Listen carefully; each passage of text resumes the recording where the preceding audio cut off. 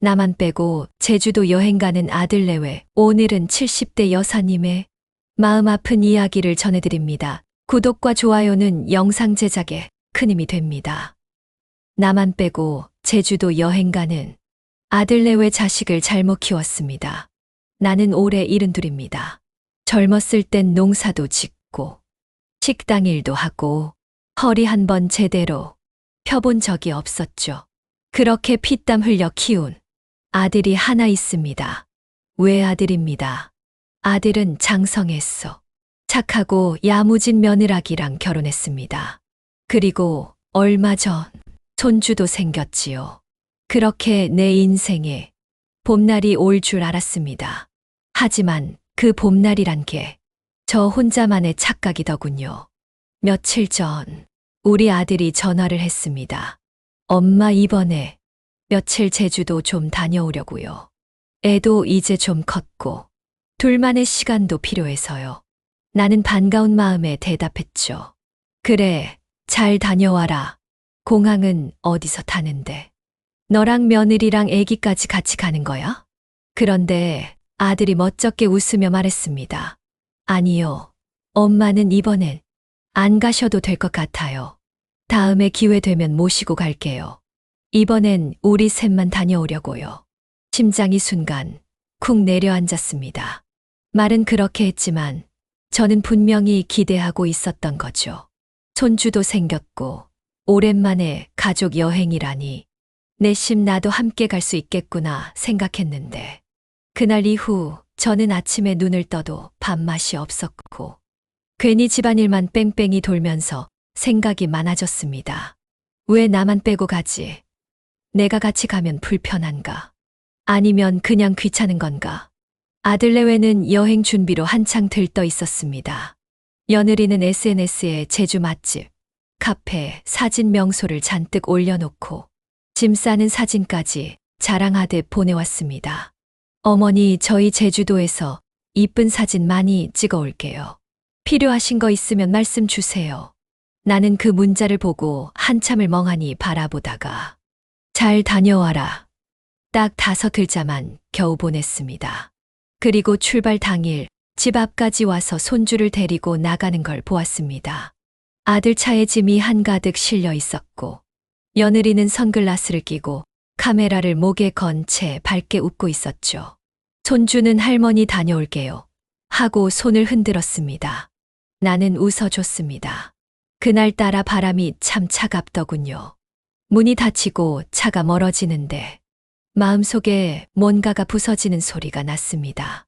그래, 이제 나는 가족이 아니구나. 같이 살아도 같이 사는 게 아니었어. 며칠 동안 연락도 없었습니다. SNS엔 웃고 있는 가족 셋의 사진만 올라왔습니다. 애가 뛰노는 해변, 며느리가 찍은 감성사진, 아들이 아기와 놀고 있는 영상, 그 어느 사진에도 나는 없었습니다. 어느 날 저녁 갑자기 눈물이 쏟아졌습니다. 그냥 밥 먹다가 국숫가락이 멈췄어요. TV에서는 누군가 가족 여행 간 예능이 나왔는데 그 모습이 꼭 우리 가족 같았습니다. 아니, 나만 없는 우리 가족. 내가 아플 때 애 낳고 기저귀 빨고 밤새운 기억들 다 잊혔나 싶었습니다. 그 고생을 다 했는데 결국 난 이제 여행도 같이 못 가는 존재가 되었구나. 그날 밤 저는 잠도 오지 않았습니다. 불 꺼진 방 안에서 한참을 천장만 바라봤죠. 그리고 마음을 먹었습니다. 그래, 나도 이제 나를 위해 살아야겠다. 더 이상 기대하지 말자. 그래야 안 아프다. 그렇게 시작된 나 혼자의 시간. 그리고 이 이야기는 그 첫 장입니다. 여행을 간 지 사흘째 되던 날이었습니다. 아들은 별안간 톡을 하나 보냈습니다. 엄마, 여기 진짜 좋아요. 바다도 예쁘고 공기도 다르네요. 사진도 함께 왔습니다. 푸른 제주 바다를 배경으로 아들 내외가 아이를 번쩍 안고 활짝 웃고 있더군요. 배경은 푸르고 표정은 밝고 그들의 세상은 아무 걱정도 없어 보였습니다. 그 사진을 보는 순간 속이 확 뒤틀렸습니다. 그래, 좋겠다. 누군 여행 안 좋아하나? 누군 제주 안 가고 싶어서 안 갔나. 나는 그 사진을 확대해서 들여다봤습니다. 아들은 며느리 어깨에 팔을 올리고 있었고, 며느리는 아이를 품에 꼭 안고 있었습니다. 그리고 그 뒤로 끝없이 펼쳐진 푸른 바다. 그 안엔 나는 없었습니다. 나란 존재는 그들에게 필요 없는 사람이었습니다. 억울했습니다. 서러웠습니다. 그리고 속이 부글부글 끓기 시작했습니다. 며느리는 또 톡을 보냈습니다. 어머니, 여기 갈치회 너무 맛있어요. 어머니도 이런 데 오셔야 하는데, 다음엔 꼭 같이 가요. 다음엔? 다음이 있긴 할까? 그 다음이란 말이 그냥 입에 붙은 빈말 같았습니다. 지금 아니면 그게 무슨 의미가 있나요? 나는 핸드폰을 내려놓고 싱크대에 엎드렸습니다. 속이 울렁거렸습니다. 속이 상하면 입맛이 없어진다고 했는데 나는 이미 며칠째 밥 한 술 제대로 못 넘기고 있었습니다. 그리고 결국 참았던 말이 입 밖으로 튀어나오고 말았습니다. 아들이 다시 사진을 보냈을 때 그걸 보자마자 나는 전화를 걸었습니다. 여보세요. 엄마 왜? 아들의 밝은 목소리가 들려왔습니다. 나는 참지 않았습니다. 아니, 참을 수가 없었습니다. 그래, 그렇게 좋냐? 니들끼리만 가니까 그렇게 좋아 죽겠냐고. 나는 사람도 아닌가? 아니, 내가 뭘 그렇게 잘못했냐? 왜 나만 빼고 가는 건데? 순간 아들은 말을 잇지 못했습니다. 나는 계속해서 쏟아냈습니다. 니들 제주도 가는 거 얘기할 때 나는 속으로 얼마나 기대했는 줄 아냐? 손주랑 바다 걷고 같이 밥 먹고 사진 한 장 같이 찍고 싶었던 게 뭐 그렇게 큰 욕심이냐? 엄마 왜 그러세요?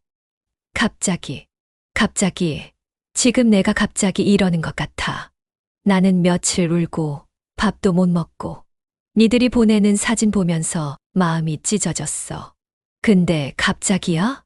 며느리의 목소리가 뒤에서 작게 들렸습니다. 어머님, 오해 마세요. 이번엔 그냥 둘만의 시간이 좀 필요해서. 나는 더 이상 듣고 싶지 않았습니다. 그래, 다 필요 없고 그냥 나 빼고 살면 돼. 나 없어도 즐겁잖아. 사진만 봐도 그래 보이더라. 좋겠다. 그렇게 신나서. 나는 집에서 혼자 밥도 못 먹고 있는데. 그리고 전화를 끊었습니다. 손이 벌벌 떨렸습니다. 가슴이 두근거리고 숨이 가빠졌습니다. 나도 알아요. 내가 이렇게 화내면 안 된다는 거. 어쩌면 자식들도 사정이 있었을 수도 있겠지요. 하지만 감정은 이성처럼 조절이 되지 않습니다. 특히 외로움이란 감정은 사람을 가장 무너뜨리는 감정이거든요. 그날 밤 나는 한숨도 못 잤습니다.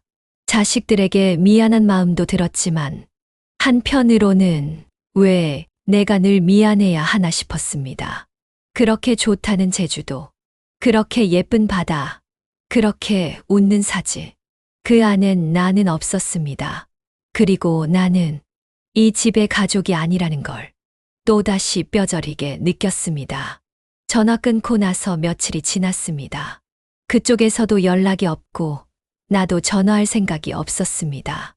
그냥 너무 지쳐서 입도 열기 싫었습니다. 근데 그날 저녁 전화벨이 울렸습니다. 수신자 며느리. 잠시 망설이다가 받았습니다.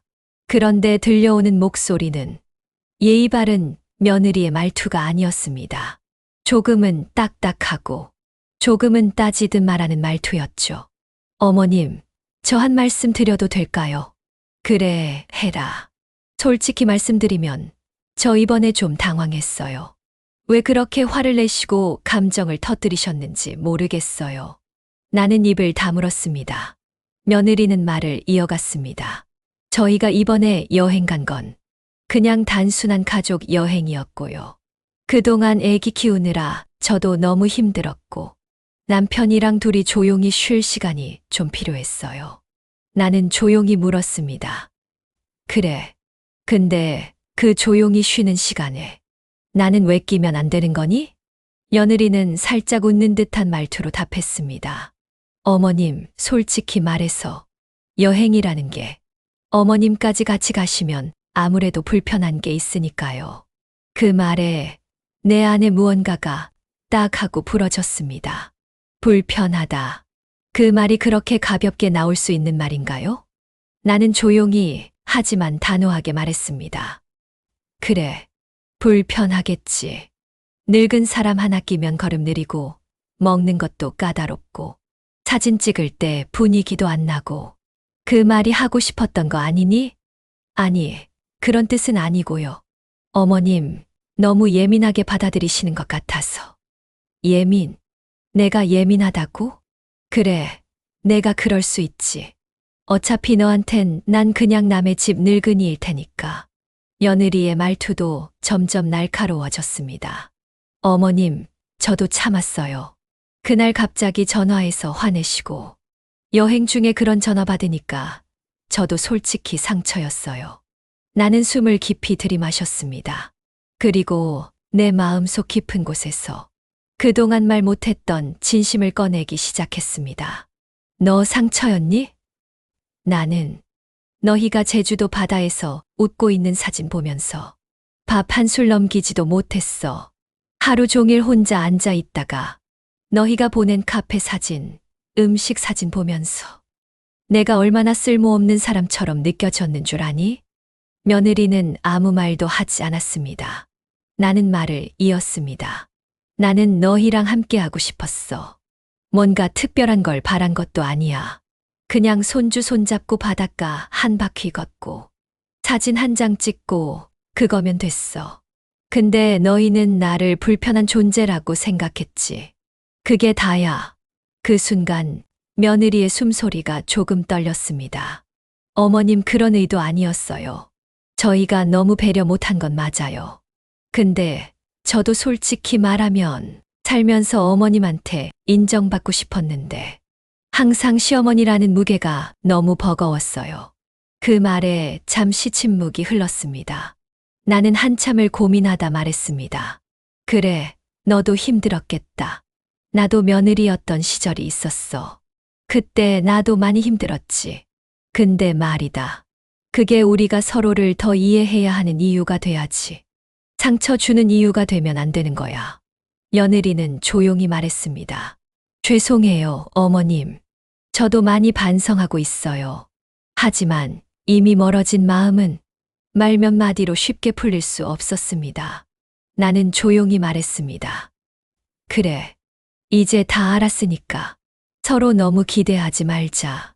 그게 서로 안 다친 길 같구나. 전화를 끊고 나는 한참을 멍하니 있었습니다. 서로에게 가족이라는 이름으로 기대했기에 서로가 더 아팠던 걸지도 모릅니다. 그리고 그날 밤 나는 결심했습니다. 이제부터라도 나를 위해 살아야겠다고. 며느리와 싸운 다음 날 전화기만 쳐다보다 하루가 다 갔습니다. 그래도 내심 아들이 전화를 하지 않을까. 그런 생각이 마음 한켠에 남아 있었죠. 저녁 무렵 드디어 전화가 왔습니다. 아들의 이름, 화면에 뜬 그 세 글자가 그 순간 그렇게 낯설 수가 없더군요. 전화를 받자 아들은 조심스레 말을 꺼냈습니다. 엄마 그동안 너무 말이 없었네. 일단 미안해. 미안하다는 말이 참 공허하게 들렸습니다. 그냥 상황 정리하려고 꺼내는 말처럼요. 나는 말없이 기다렸습니다. 아들이 이어서 말했습니다. 솔직히 우리도 좀 당황했어. 엄마가 그렇게 화내실 줄 몰랐고 며느리도 많이 놀랐대. 나는 차분하게 말했습니다. 그래, 놀랄 수 있지. 근데 내가 그렇게 놀랄 일 없는 존재였던 거니? 아들은 잠시 침묵했습니다. 그리고 말을 돌리듯 이야기를 이어갔습니다. 엄마, 다음엔 진짜 좋은 데로 같이 가자. 제주도 말고 더 좋은데. 온천 같은 데도 괜찮고. 그 말이 참 이상하게 들렸습니다. 좋은 데로 모시고 간다. 다음엔 꼭 같이 가자. 그 말들이 왜 그렇게 형식적으로 들렸는지 모르겠습니다. 진심이 아니라 그냥 상황을 무마하려는 그저 해결을 위한 말처럼 느껴졌습니다. 나는 숨을 내쉬고 말했습니다. 그래. 다음엔 꼭 같이 가자. 근데 그 다음이 언제인데? 너 언제부터 그렇게 다음을 많이 썼니? 아들의 말투가 살짝 굳어졌습니다. 엄마, 왜 그렇게 비꼬듯이 말씀하세요? 내가 뭘 그렇게 잘못했어요? 이번 여행은 그냥 우리 셋만의 시간이 필요했던 거고. 나는 그 순간 도저히 참을 수가 없었습니다. 그냥이라니. 넌 지금도 내가 뭘 잘못했는지 몰라? 나는 사람도 아니냐? 손주 키워주는 것도 아니고, 같이 밥 먹자는 것도 아니고, 그냥 바닷바람 한 번 쐬고 싶었던 건데. 그게 그렇게 힘든 부탁이었니? 엄마 말 좀 가려서 해요. 이렇게까지 화내실 일인가요? 그 말에 나는 끝내 신경질을 터뜨리고 말았습니다. 그래, 말 가려야지. 니들한텐 나는 말도 가려서 해야 되는 존재지. 왜? 이제 늙어서 말 함부로 하면 귀찮으니까. 엄마, 왜 그렇게 자꾸 피해 의식처럼 말씀하세요? 나 진짜 속상해요. 이렇게까지 말하시면. 속상해? 내가 지금까지 얼마나 속상했는 줄 알아? 너네 웃고 있는 사진 보면서 나는 밥도 안 넘어가고 이불 뒤집어 쓰고 울었어. 근데 지금 와서 속상해요? 아들은 아무 말이 없었습니다. 잠시 후 차분한 목소리로 말했습니다. 엄마, 나중에 다시 이야기하자. 지금은 감정이 너무 격해진 것 같으니까. 그리고 전화를 끊었습니다. 뚝. 그 짧은 소리 하나가 내 가슴을 덜컥 무너뜨렸습니다. 그날 밤, 불은 꺼졌지만 잠은 오지 않았습니다. 혼자 중얼거리며 몇 번이나 이불을 뒤척였습니다. 좋은 데 같이 가자고? 그 좋은 데가 도대체 어디야? 그리고 그게 진심이긴 한 거야? 속이 텅 비어버린 느낌이었습니다. 형식적인 사과, 형식적인 약속. 그 모든 게 나를 더 외롭게 만들었습니다. 자식이라는 이름, 며느리라는 이름, 가족이라는 이름, 그 이름 안에 나는 끼지 못한 사람이었구나. 그렇게 느껴졌습니다. 이제는 정말 기대하지 말아야겠습니다. 그래야 안 아프니까요. 아들과 그날 크게 실랑이를 벌이고 벌써 한 달이 흘렀습니다. 그동안 연락 한 통 없던 애들이 어느 날 갑자기 전화를 해왔습니다. 엄마, 이번 주말에 시간 되세요? 잠깐 뵙고 싶은데요. 처음엔 의심도 들었습니다. 무슨 일이지? 싶다가도. 그래도 나름 속으로는 기대가 됐습니다. 그래, 시간도 지났고. 이제 좀 내려놓고 와서 진심으로 사과하려나 보다. 주말, 아들 내외가 손주를 데리고 집에 왔습니다. 문 앞에 서 있는 모습에 괜히 마음이 뭉클해졌습니다. 며느리도 어색하게 웃으며 인사했습니다. 어머니, 잘 지내셨어요? 나는 웃으며 말했습니다. 그래, 들어와라. 차를 내주고 간단히 과일도 깎았습니다. 서먹서먹한 공기가 흘렀지만 그래도 집안엔 오랜만에 온기 같은 게 느껴졌죠. 그런데 아들이 갑자기 말을 꺼냈습니다. 엄마, 사실은 오늘 드릴 말씀이 있어서요. 나는 마음을 다잡고 들었습니다. 그래, 사과하겠지. 지나간 일은 이제 그만하자고 하겠지. 그런데 다음 말이 내 귀를 의심하게 만들었습니다. 저 이번에 회사 워크숍이 잡혔어요. 2박 3일인데 애를 맡길 데가 없어서요. 그 순간 나는 손에 들고 있던 수박 조각을 그대로 내려놓았습니다. 아들의 말은 계속됐습니다. 어머니가 좀 맡아주시면 애도 어머니가 제일 편해하니까요. 며느리도 곁에서 덧붙였습니다. 어머님, 이번엔 진짜 부탁드릴게요. 정말 회사 행사라 어쩔 수 없어요. 나는 묵묵히 그들을 바라보다가 입을 열었습니다. 회사 워크숍이 금요일부터 일요일까지니? 네, 맞아요. 오늘 애 잠시 데려다 드리고 저녁에 출발하려고요. 그럼 오늘 맡기고 가겠단 소리네? 네, 어머니 괜찮으시죠? 그 말에 나는 피식 웃었습니다. 정말 이 아이들은 아직도 아무것도 모르고 있었습니다. 나는 조용히 그러나 단호하게 말했습니다. 안 된다. 아들과 며느리는 멈칫했습니다. 네, 어머니 뭐라고 하셨어요?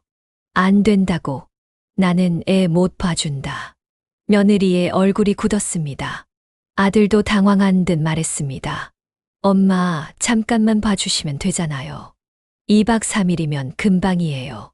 그 금방이라는 시간 동안 나는 뭐가 되니? 또 나만 남겨두고 너희는 회사 워크숍이라는 이름으로 바람 쐬러 가는 거잖아. 며느리가 나지막이 말했습니다. 어머님, 너무 그렇게 몰아가지 마세요. 진짜 회사 일정이고, 그때 나는 더 이상 참지 않고 말했습니다. 됐어. 니들한테 나는 그냥 애 맡기기 좋은 사람이지. 집에서 혼자 있으니까 불쌍하고, 심심하니까 손주 맡기면 좋겠고, 밥 차려줄 사람은 필요 없고, 여행은 같이 가기 싫고. 엄마, 왜 이렇게 말씀하세요? 우린 그런 마음으로 온 게 아니에요. 그래. 그럼 너희 둘이 그 마음이 뭔지 한번 말해봐라. 지금 이 상황에서 나한테 온 이유가 뭐냐고. 침묵. 말을 잇지 못하는 그들의 모습에 나는 마음이 더 차가워졌습니다. 미안하지만 앞으로도 이런 식으로 애 맡기려고 하지 마라. 나는 이제 안 본다. 올 생각하지 마라. 며느리는 입을 꾹 다물고 아들은 깊게 한숨을 쉬었습니다. 엄마, 그렇게까지 말씀 안 하셔도 되잖아요. 나는 말했습니다. 너희는 평생 내가 당연히 받아줄 거라 생각했겠지. 하지만 이젠 아니야. 늙었다고, 혼자라고. 나를 이용하는 일은 없을 거야. 그날 저녁, 그들은 아이를 데려가 말없이 돌아갔습니다. 집에 다시 정적이 찾아왔습니다. 하지만 이번만큼은 마음이 시원했습니다. 서운함을 넘어서 나는 이제 기대하지도 원하지도 않기로 했습니다. 나도 사람이고, 나도 감정이 있고, 나도 엄마이기 전에 한 사람입니다. 그날 이후 아이들은 연락을 거의 하지 않았습니다. 명절도 전화 한 통이면 끝. 무슨 일이 있었던 것처럼 아무렇지 않게 사는 모습에 나는 조금씩 모든 걸 내려놓기로 했습니다. 한때는 나만 참고 이해하면 된다고 생각했죠. 하지만 이제는 확실하게 알게 되었습니다. 이 아이들은 가족보다 자기 삶이 더 중요하다는 것을요.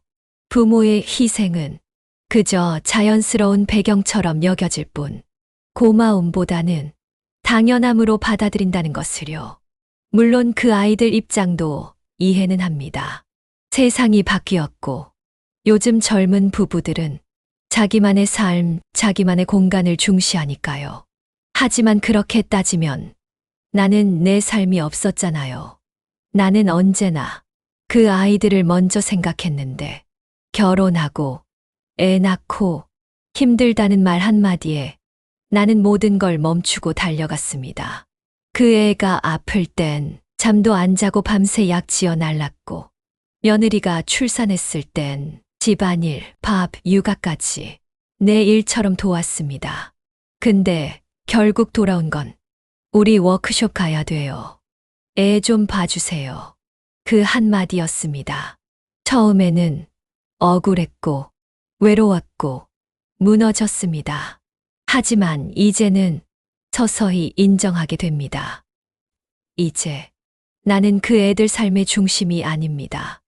그리고 더 이상 그 중심이 되려고도 하지 않을 겁니다. 이제서야 조금씩 내 삶이라는 걸 찾아야겠다는 생각이 듭니다. 뒤늦게라도요. 그리고 이 영상을 보고 계신 여러분께 꼭 전하고 싶은 말이 있습니다. 자식은 결혼하면 자기 삶을 삽니다. 그걸 인정하세요. 너무 마음 주지 마세요. 너무 희생하지 마세요.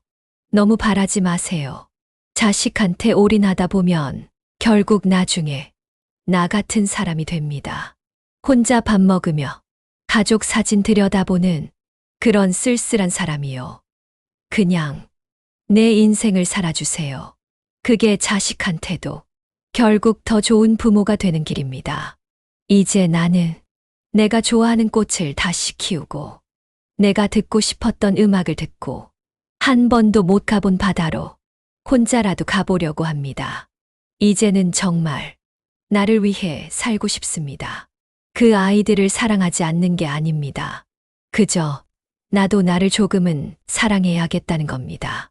감사합니다. 좋아요와 팔로우는 영상 제작에 큰 힘이 됩니다.